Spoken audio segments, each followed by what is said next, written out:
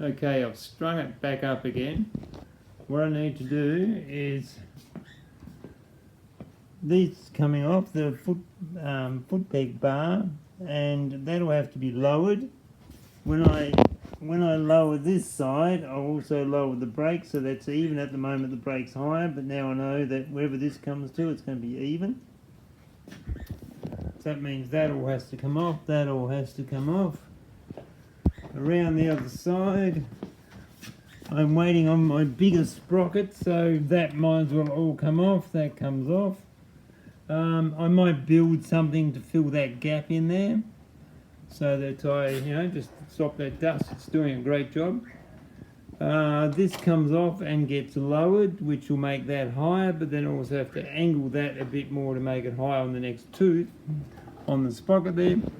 But then I also have to move this out this way, because it, hang on, I'll just push it down the other side. Where is it? My hand, there we go. It touches. And if I move it in, it then touches over here. So it's all kind of too tight. This has got to come out this way a little bit, go down, and just all get rearranged there. So I have a few things to do while it's up. And then I might as well put, hopefully then the fuel pump arrives, and I'll put the fuel pump in. Might then put the new jet in. So I just, the smaller idle speed jet. So just a few, and then the brakes will probably turn up, so I'll do the brakes. So while it's strung up, I'll just fix a few things, get it ready. I just cut the foot pegs off, and now I'm gonna see if I can bend it out. Already had one go, and I remembered I've got a camera.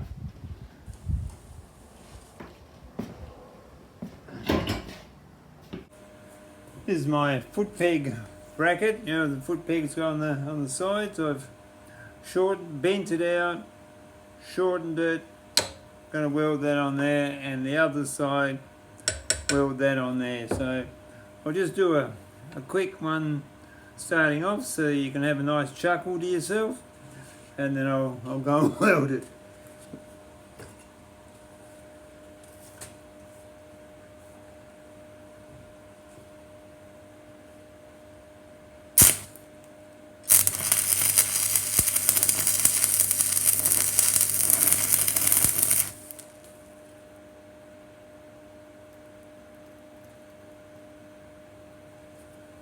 Well, that wasn't so bad.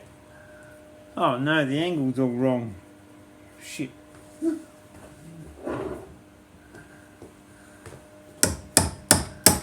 Yes, finally I make a weld that's good.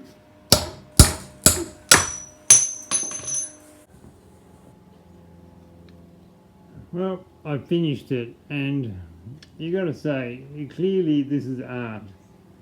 This is art in a style you've not seen before. That's why you don't recognise it.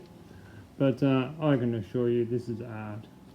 While I'm waiting for my new, even bigger front sprocket, 18 tooth, there was always a gap there, and you could see the chain running through there.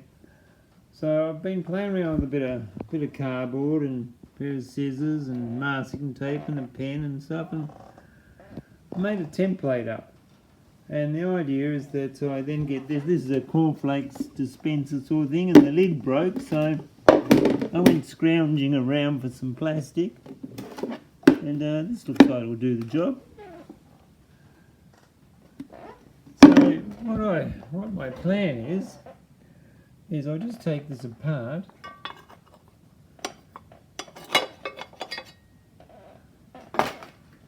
And that's it there. Now, I'm planning to cut like long tabs that then will go of the cardboard or the plastic. It'll go underneath there, and it'll be pressed against the swing arm, and the same for the bottom.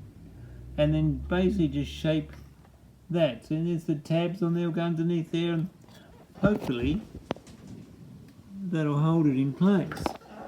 And the idea is that Like, you've got to remember that this is still going to go through its arch. Like, what height, what distance it is in the bottom will change when it goes to the top. But that bit of plastic like there in between there should fill that gap.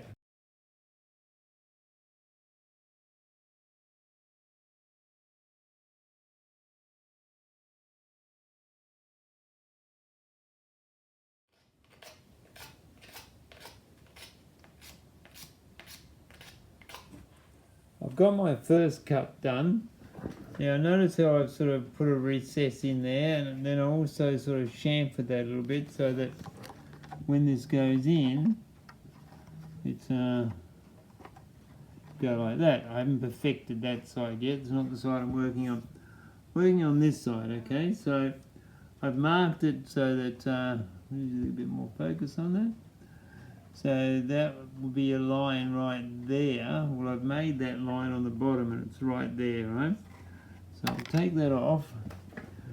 And I've got the bench here all set up. I'll just swap hands on the iPad. And what I've got here, it's sort of just held in there, and I'll get with this and I'll poke that behind there. And I'll push that into there like that. That's it. It's hard to do with this hand, but that's not how I set up. Then I'll hold it like this and then get the heat gun on it and try and wrap that around. And hopefully this will relax this a bit in here as well, so it wants to sit, because at the moment it's fighting me. Best bet would be to get this twist here happening before I crack it. Now those two heights are about the same now. Gently, gently, don't not too fast, get the heat all the way through. See, that's starting to bend. So that should be softened a little bit. There we go, nice. Well, that's got that bit. Now up here.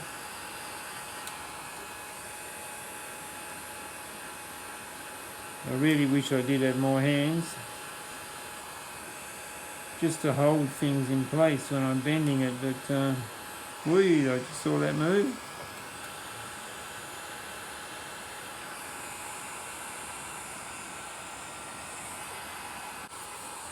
Now I've got two flat things I can use now, so look at that, that's my fingerprints from the gloves. Well, it gives it texture. See, you can see it move when it's set. I heat this side, the inside expands and it lifts it up. I heat this side expands and pulls it back down. That's how it works with this stuff. Now, so that tells me about temperature-wise. Just give a bit of a bend in there.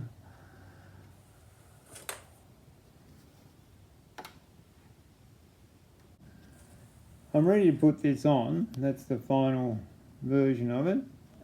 Ready to put on, but just before I do, my 18th tooth sprocket arrived.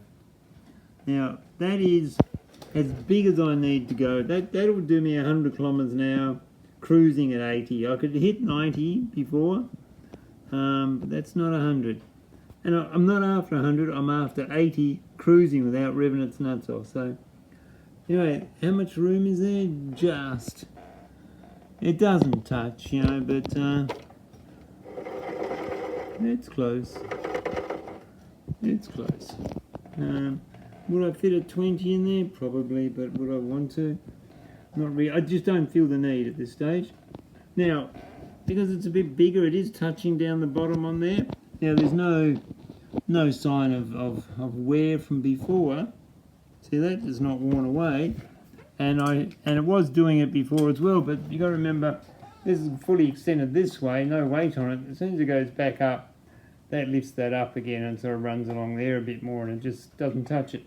It only just touches it, like the chain runs a bit higher. So if I just sort of, yeah, it's there. Anyway, it shouldn't make a noise when I get going. I never heard it before. So this goes on. I'm looking through the iPad and not, there we go. Tuck them underneath. tuck that there like that. There's one, there we go, the one on the bottom, one on the top, that's it. Now I take them back out again, they're just for locating. I take them back out again, put Loctite on them and screw them in. And that, I'm hoping, will tighten that down. And I'll do that, I'll Loctite that in, and then I'll show you what the hole looks like with the cover on there. Well, that's got it on there. It certainly covers over where the dust could get in there. And that's the whole idea I do it. I just, means no maintenance, very little maintenance. Because I lowered the foot pegs now, that's down. That makes that clear everything nicely, so I could sort of straighten that out.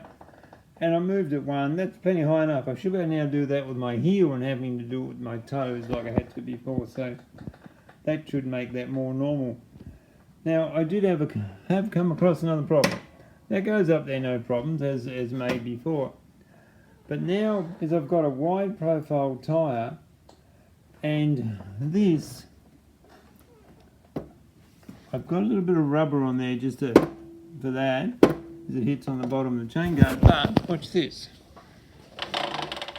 See it bouncing up and down? It's rubbing.